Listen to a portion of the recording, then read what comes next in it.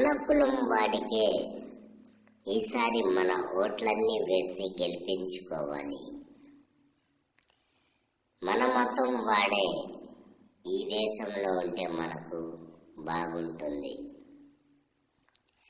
ఇకపై ఇలాంటి వాక్యాలకు చెంపపెట్టు లాంటి తీర్పు సుప్రీంకోర్టు ఇచ్చేసింది.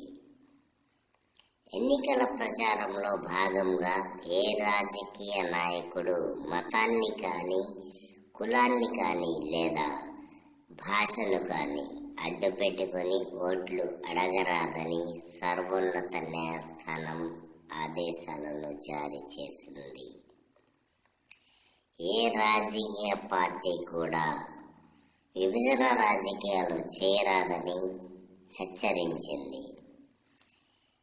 హిందుత్వం కేసులో దాఖలైన పిటిషన్ను స్వీకరించిన 7 సభ్యులతో కూడిన ధర్మాసనం సోమవారం విచారణ చేపట్టింది.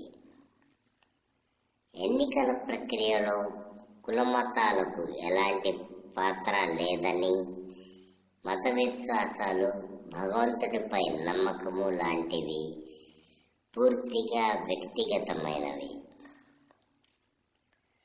ఎన్నికలలో ఇలాంటి విషయాలతో ప్రభావితం చేయడం నేరం.